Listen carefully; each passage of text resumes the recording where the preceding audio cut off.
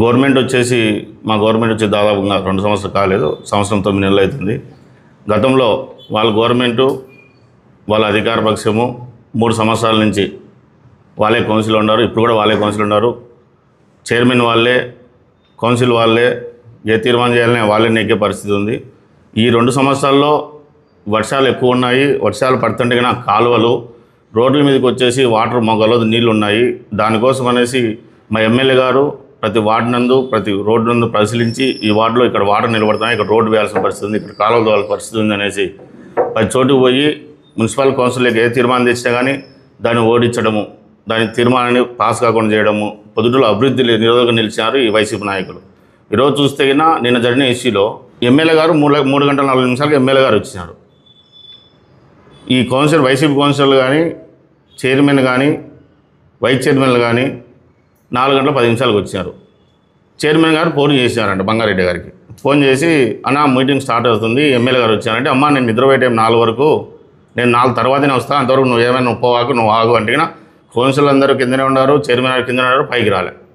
అంటే కేవలం మిమ్మల్ని గెలిపించింది ప్రజాప్రతినిధులు ఎన్నుకుంది ప్రజలు, ఏదో ప్రజలకు పొద్దుటూరు డెవలప్మెంట్ చేస్తారు అనే ఉద్దేశంతో గెలిపిస్తే ఆయన ఎప్పుడో నిద్రపోతున్నానని ఆయన వచ్చిన టయానికి కౌన్సిల్ స్టార్ట్ చేయాలా, ఆయన వచ్చినందుకు మీరు అనుకునేంత వరకు మీటింగ్ స్టార్ట్ చేసే పరిస్థితి లేదు.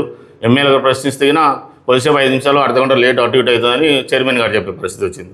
అంటే మిమ్మల్ని గెలిపించినందుకు మీరు ఏ టైం చూసుకుంటే ఆ టైంలోనే కౌన్సిల్ జరగాలని మీరే నిర్ణయించడం కూడా ఎంతవరకు సభని మేము ప్రశ్నిస్తున్నాం. ఈరోజు చూస్తే ఎన్నో రోజుల నుంచి ఆల్రెడీ చూపించారు మురళి గారు. ఇదే ఫోటో మీడియా మిత్రులు కూడా తెలుసు. ఎందుకంటే ఈ కారు ఎప్పుడు అక్కడే ఉంటుంది. ఎంతోమంది ప్రజలు వస్తుంటారు వాళ్ళ సమస్యలు తెలుసుకునే దానికి, ఎంతోమంది అధికారులు వస్తుంటారు, ఎమ్మెల్యే గారు వస్తుంటారు. కానీ ఈ కారు అక్కడి నుంచి పక్కకు పోదు.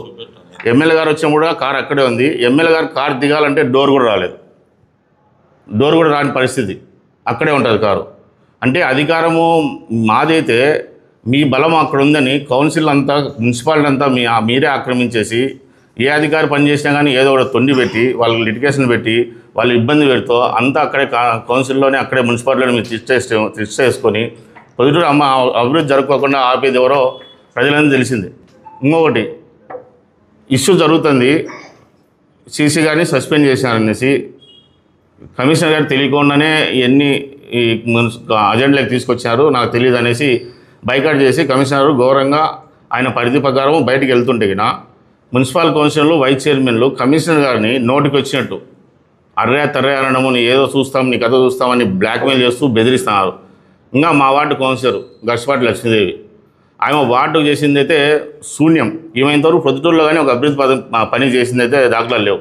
ఈరోజు చూస్తే మా వార్డులోనే కాన్ప్లాస్పేట దగ్గర వాటర్ వర్షం పడితే దగ్గర మోకాల్లో నీళ్లు ఉంటాయి. మా అధికారులు తీసిపోయి ఆ రోజు చూపించారు, దగ్గర 2 నెలలు 3 నెలలు అయితే అధికారులు చూపించాము, ప్లానింగ్ చేసాం, అన్ని అప్పులు చేసాం, ఈ రోజు వరకు అజెండాలోకి రాలే. మరి నీకు చిత్తశుద్ధి ఉంటే ఈరోజు కమిషనర్ గారిని ఛాలెంజ్ చేస్తున్నావు కదా, కేకలేసడానికి ఈరోజు కేకలేసి తొడలు కొట్టి కేకలేస్తా అర్రే అగిరే అని మాట్లాడతా అక్కడ చిన్న సమస్యను పెద్ద రాజం చేసేదానికి మీరు సిద్ధంగా ఉన్నారు. ప్రజల సమస్యల కోసం లేదు. కేకలు ఎంత వేస్తే అంత బంగారెడ్డి దృష్టిలో పడాలని మీ ఉద్దేశం అంతే. కాబట్టి నువ్వు వాటిలో ఏం చేసినావు అభివృద్ధి దాని గురించి ఛాలెంజ్ చేస్తాను. నువ్వు కేకలేసేది కాదు, రా కూర్చుందాం, మనమే కూర్చుందాం, బయటికి ఇటు మీడియా ముందర కూర్చుందాం. నువ్వు వాటికి ఏం చేసినావు, వాటర్ కానీ కాలువలు కానీ రోడ్డు కానీ ఏమైనా చేసినావు? మీరు వేసిన రోడ్డు పైన చెప్పులు లేకుండా నడిచలేని పరిస్థితి. నిర్మలాబేగ సందులో రోడ్డు వేసినారు మీరు మీ హయాంలో 2 సంవత్సరాలు ఏంటి అంతే. చెప్పులు లేకుండా నడచమను మీ మాజీ ఎమ్మెల్యే గారిని, మీ బంగారెడ్డి కానీ, మీ వైస్ చైర్మన్లు ఇద్దరు కౌన్సిలర్లు, మీ కౌన్సిల్ అందరిని కలిసి ఒక ఈ నుంచి ఆ మూట వరకు నడచమను. అబ్బా అనుకోకుండా నడిస్తే మేము ఒప్పుకుంటాం. ఈ ఛాలెంజ్ స్వీకరించండి ఫస్ట్. కాబట్టి దయచేసి కౌన్సిలర్లో ఎవరి వాల్యూ వాళ్ళకు ఉంటుంది, వాళ్ళకి ఇలా మీరు కేకలేసినంత మాత్రాన, మీ భయప్రయత్నం మాత్రాన ప్రజలు మిమ్మల్ని చూసి ఓట్లు వేస్తారని కాలం పోయింది. మా ఎమ్మెల్యే గారిని మాడుతున్నారు మీరు, వయసు అయిపోయింది, తలకాయ పని చేయడం లేదని మీ బంగారెడ్డి గారు మాడుతున్నారు. మేము కూడా అంటాము, మీ బావగారు నడచలేకపోతున్నారంట, 10 నిమిషాలకే చీర కనబడితే అక్కడ కూర్చోవాలంట, కాలు ఇంతలో వాసిన అయ్యి నడచలేకున్నాడు, వాటిలో కూడా తిరిగే పరిస్థితి లేదు మీ బావగారని అంత పొద్దుటూరు ప్రజలందరూ అనుకుంటున్నారంట. మేము అనలేదే ఆ మాట కూడా. మేము గౌరవంగా మా పెద్దాన్ని ఎంత వాల్యూ ఇచ్చి మేము చూసుకుంటామో మీ సైడ్ మీ కార్యకర్తలు అట్లే చూసుకుంటారు. మేము ఎవరిని కించపరిచి మాటలు మాట్లాడడంలే.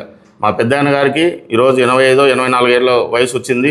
ఆ వయసు వల్ల మీ వాళ్ళు కూడా నడుస్తారో మంచాలు ఉంటారో మీరు ఫస్ట్ మీరు అది చూసుకోండి. మా పెద్దనాన్న గారు ఇప్పుడు కూడా ప్రజలు సేవ చేయాలని ప్రజలందరిని ఎన్నుకొని ప్రజలందరూ ఈరోజు ఎమ్మెల్యేకి గెలిపించి భారీ మేరతో పొద్దుటూరులో మళ్ళీ ఎమ్మెల్యేగా ఆరోసారి అవకాశం ఇచ్చారు. అది గ్రేట్. అది పెద్దనాన్న గారికి. మీరేదో తలకాయ పని చేయాలా అవన్నీ చూడరు. ఎవరు మంచివాడు, ఎవరు మనం పని చేస్తాడు. ఇప్పుడు కూడా మీరు వార్డులో తిరుగుకోగానే మీ కౌన్సిల్ గెలిపించిన కౌన్సిల్ వార్డులో తిరుగుకోగానే ఎమ్మెల్యే గారు తిరుగుతున్నారు వార్డులలో ఎక్కడే సమస్యలు ఉన్నాయని. మా వార్డు ఇన్ఛార్జ్ తిరుగుతున్నారు ఎక్కడేం సమస్యలు ఉన్నాయి. వార్డు ఇన్ఛార్జ్ సమస్యలన్నీ తీసుకొచ్చి కౌన్సిల్ పెడితే మేము పెట్టిన కౌన్సిల్ అజెండా ఒకసారి కూడా రావడం లేదు. మరి ఎవరు ఆపుతారో ఇన్ని ఆలోచించుకొని మాట్లాడేటప్పుడు జాగ్రత్తగా ఉండాలో, ప్రజలు కూడా మంచి సందేశం ఇవ్వాలని మీకు అందరికీ చెప్తూ సెలవు తీసుకుంటున్నాం.